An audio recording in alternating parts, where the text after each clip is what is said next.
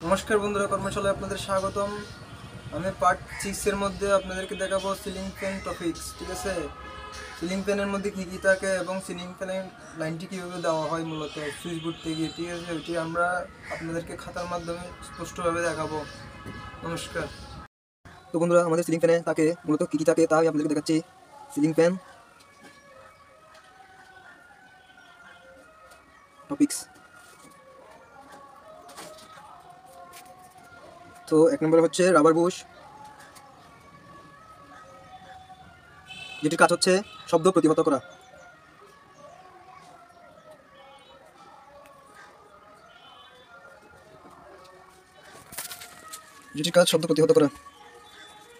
তারপর হচ্ছে half plate nut bolt.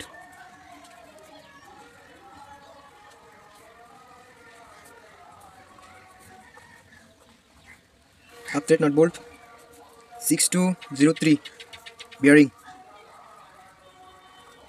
আরেকটি হচ্ছে 6202 বিয়ারিং। তারপর হচ্ছে ক্যাপাসিটর হাউস।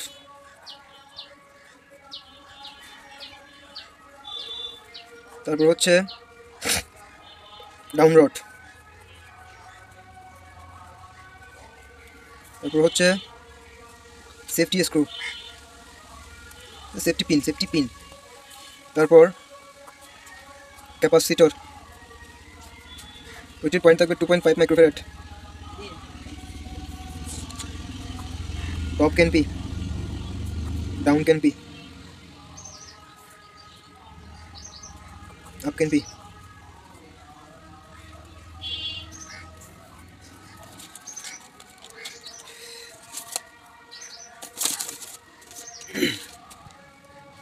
তো এখানে দিয়েছে rubber bush, half plate nut bolt, 6203 bearing, 6202 bearing, capacitor house, down rod, safety pin, capacitor.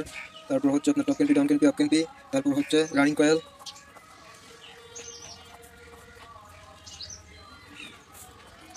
Starting coil.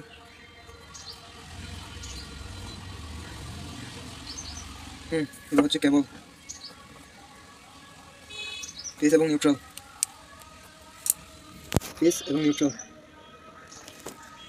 আচ্ছা বন্ধুরা, আমরা এবার প্রথমে ফ্যান লাইনের আগে আমাদের থেকে জেনে নেওয়া উচিত ক্যাপাসিটর লাইনটি ফ্যানের সাথে কীভাবে কয়েলের স্টার্টিং কয়েল এবং রানিং কয়েলের সাথে কীভাবে সংযুক্ত থাকে। তো এটি ধরুন এটি ফেস লাইন, এটি ক্যাপাসিটর, এটি স্টার্টিং কয়েল। এবার এটি নিউট্রাল লাইন, এটি হচ্ছে রানিং কয়েল। এটি হচ্ছে ফেস, নিউট্রাল। এই যে ফেসটি পিএল দিয়ে চিহ্নিত করছি, নিউট্রালটি এভাবে চিহ্নিত করছি, এন দিয়ে নিউট্রালটি চিহ্নিত করছি। তো এটি হচ্ছে আমাদের ক্যাপাসিটরের সংযোগ স্থল। এবার আমরা ফ্যানের লাইনটি দেখাবো। ফ্যানের লাইনটি কীভাবে থাকে। ধরুন এটি একটি ফিউজ, একটি ইন্ডিকেটর, এটি একটি 1 SOS, এটি একটি রেগুলেটর। এই যে আমি ফিউজের সংকেত দিলাম, ইন্ডিকেটরের সংকেত দিলাম, একটি 1 SOS সংকেত দিলাম, একটি রেগুলেটরের সংকেত দিলাম।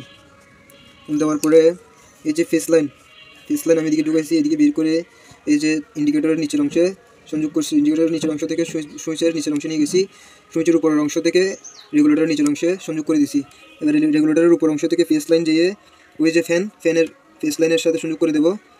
এবার ফ্যানের মধ্যে যে নিউট্রাল লাইনটি ফ্যানে যাবে, ওইটি হচ্ছে আপনার এই ইন্ডিকেটর থেকে যাবে। ইন্ডিকেটর লাইন থেকে সোজাসুজি সুইচ বোর্ডে চলে আসবে। ঠিক আছে, সুইচ বোর্ডে মানে কি আমরা এটাকে পিকটেল জয়েন হিসেবে দিব। পিকটেল জয়েন যেটাকে বলা হয় এই ধরনের শুকরের লেসের মতো আর কি। আপনাদেরকে আমি এর আগেও দেখাইছি, এই ধরনের একটি পিকটেল জয়েন দিয়ে দিব।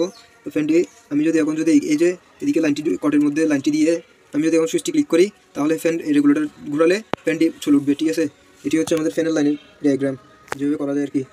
একদম সহজ পদ্ধতিতে আপনাদেরকে দেখানো হয়েছে। তো আপনাদের বোঝার চেষ্টা করবেন, সুন্দরভাবে বুঝে তারপর কাজ করবেন।